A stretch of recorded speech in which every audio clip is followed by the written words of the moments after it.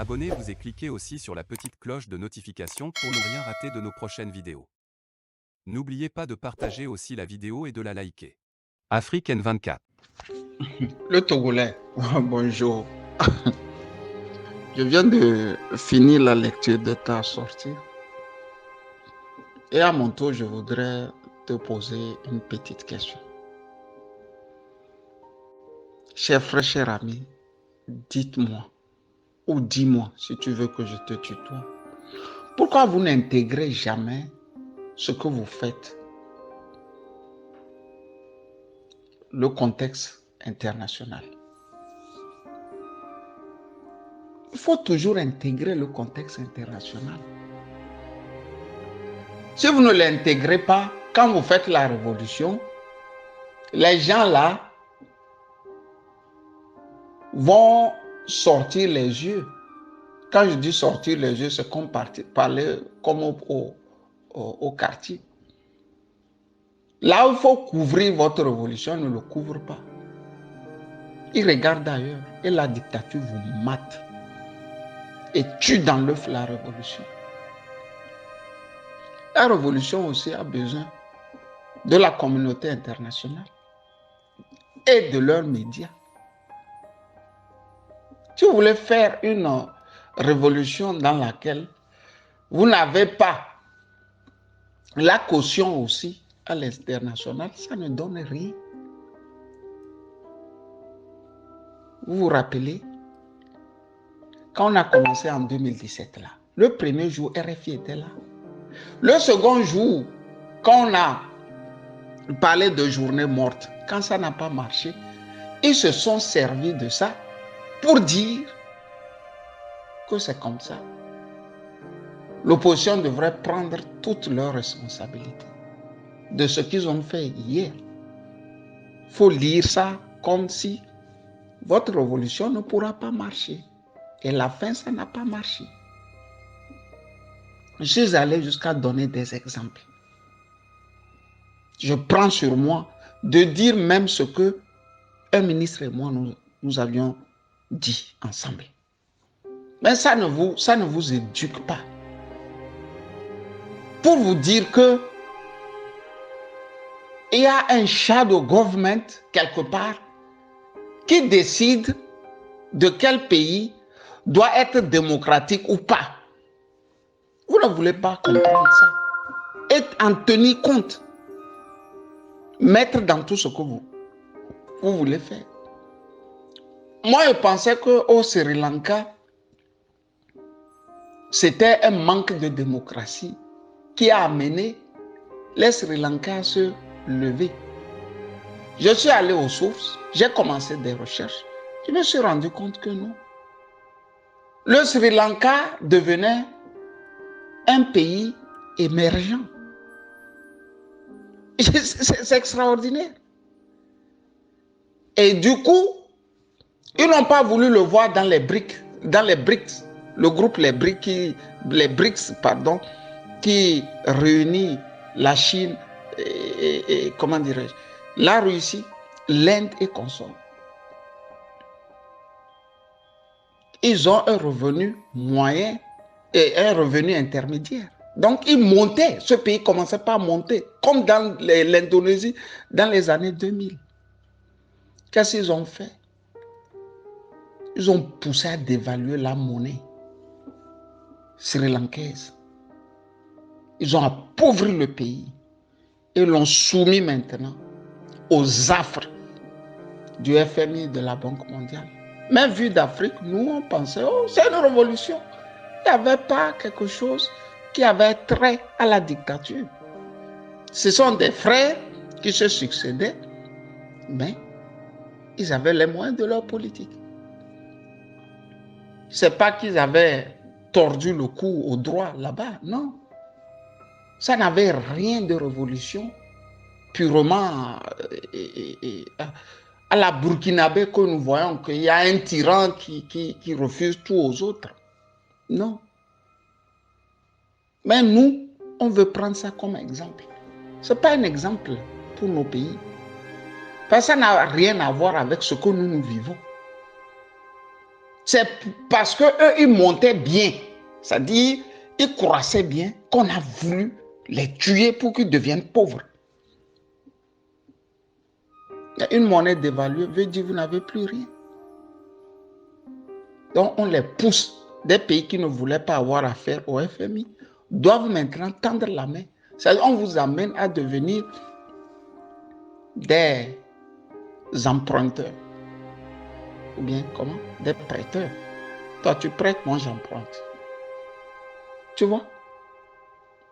On les poussait à devenir pauvres.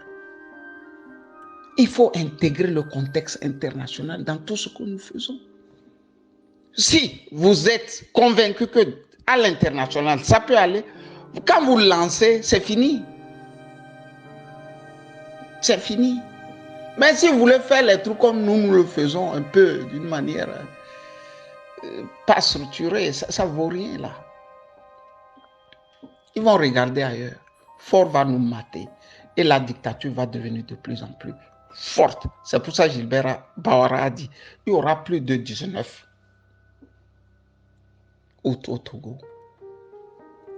Comme pour vous dire, c'est eux qui ont la communauté internationale avec eux.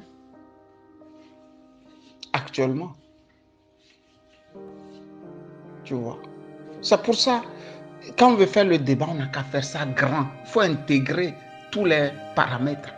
Sinon, on ne va pas s'en sortir. On a beau à mettre tous les Togolais dans la rue. Ils vont nous casser la révolution là. Bonne journée. J'ai dit et redit sur cette plateforme que si nous n'intégrons pas la géopolitique et la géostratégie dans nos réflexions, nous irons toujours dans le mur. La politique n'est pas un jeu en autarcie, mes amis. Pat. Pat, tu sais, j'ai pris aussi du temps pour comprendre ce qui se tramait au fait. Pourquoi nous faisons tout, mais rien ne bouge. Je lisais le livre de Christine de Viejancourt, la pute de la République. Et je me rends compte que dans l'affaire de Elf, Aquitaine au Congo, on discutait des pays africains à Bruxelles, à l'Élysée, à Berlin, en prenant le café. C'est en prenant le café qu'ils parlent de nous, nos pays. Ou Christine de Viejancourt vient et dit, mais au Congo, ils ont commencé la guerre. Et au ministre de répondre, mais Christine, laisse-les se taper dessus. Tenant sa petite tasse de café. Je me rappelle aussi la Côte d'Ivoire en pleine guerre en 2011. Obama et ses conseillers discutaient de la Côte d'Ivoire en 1 ou 2 minutes. Pour vous dire qu'on n'est rien. On n'est rien aux yeux de ces gens-là. Donc, qu'est-ce qu'il faut faire maintenant? Ce qu'il faut faire est de voir comment le monde est en train de marcher. Voilà un pays, par exemple, le Togo. On dit, on va faire révolution. On a tout essayé, rien ne nous marche. On va faire en sorte de ne plus jamais aller aux élections. Mais personne ne vous dit, mais dis donc, comment on bloque un dictateur quand il veut organiser les élections? Comment on le bloque? Et ceux qui vous disent qu'il faut absolument une révolution ne sont pas au pays. Hein. Ils ne sont pas au pays. Il y a quelques années, nous étions de ceux qui pensaient que non, il faut une révolution. Absolument. ne lisant pas le contexte international. Mais si on lisait le contexte international, on aurait su actuellement que il y a même une loi qui est passée aux États-Unis où les Américains disent que tout pays qui va s'aligner derrière la Russie sera un pays puni. Vous voyez? Et si nous sommes malins, au lieu de dire que nous là, on va voir de quel camp le Togo peut basculer. C'est dans le camp russe ou dans le camp américain? Parce que la France, oubliez ça là. La France là, c'est le petit chihuahua des Américains. Et on voit maintenant vers quel pays il faut se pencher pour avoir ne serait-ce qu'une aide morale pour notre révolution. Si c'est du côté américain que la balance va aller, mais on prend là-bas. Les gens ne se posent même plus les questions de savoir, mais dis donc, l'ambassadeur américain en 2020 était celui-là qui menaçait. Écoute, il faut lire, il faut faire les choses, bureau de vote, pas bureau de vote. Et tout à coup, le monsieur ne dit plus rien. Il ne dit plus rien. Et Charles Condé Agba sort, il dit, si les Américains nous menaçaient, nous avons ce qu'on appelle la réciprocité. Nous osons les menacer. Vous voyez qui se moquait des Américains. Vous savez pourquoi? Parce que plus fort que l'ambassadeur avait déjà garanti à ces gens que rien ne va se passer. L'ambassadeur fait seulement ces sorties-là pour montrer le côté démocratie que nous véhiculons sur la terre entière. Alors, dans le fond, nous ne respectons pas ça. Vous voyez, non? On aurait commencé par voir comment basculer dans le camp peut-être russe. Est-ce qu'on le fait? On ne le fait pas. Les trolls, seuls russes, sur nos cellulaires, pouvaient déjà commencer par fatiguer le pouvoir là. Sincèrement, les trolls seuls russes pouvaient commencer par les menacer. Quand ils envoient les trolls là, c'est comme c'est tout le pays qui est dans la rue. Vous voyez? Ce qui veut dire, nous on n'intègre pas l'international. On se lève comme veut faire révolution. Des fois même, c'est dans les révolutionnaires qu'il y a même déjà les traîtres.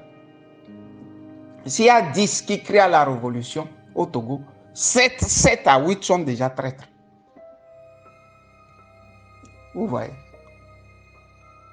C'est pour ça que je te dis, Pat, si nous n'intégrons pas le contexte international actuel là, ou à l'international, l'Occident veut le retour des tyrans, parce que le tyran, lui, c'est mon pouvoir contre tout ce que vous voulez. C'est ce qu'il a dans la tête. Mon pouvoir contre tout ce que vous voulez. Vous me garantissez le pouvoir. Vous pouvez venir faire tout ce que vous voulez ici, installer vos bases, prendre les ressources, mais garantissez-moi le pouvoir. Tu vois, les Togolais n'intègrent pas tout ça. Pas ce matin, je suis sorti, je leur ai dit. Moi, j'ai eu les cheveux dressés. Quand on m'a dit que c'est Ouattara qui va encore remplir, et j'ai témoigné. Tu vois, ça n'intéresse pas les Togolais. Tu vois, Ce qui veut dire que force avec eux. Le 3e, 4e mandat, là, on lui donne feu vert, vas-y. Vas-y. Vas-y, fais ce que tu veux, quoi. Nous, on n'intègre pas tout ça là. On veut passer, sauter les escaliers, là, les strates. On saute de 1 à 4, on nous tape dessus, on revient, on s'assied, quoi. Patingui, quoi, je suis fatigué. Laisse. Likez la vidéo si ce n'est pas déjà fait. Laissez aussi votre point de vue en commentaire.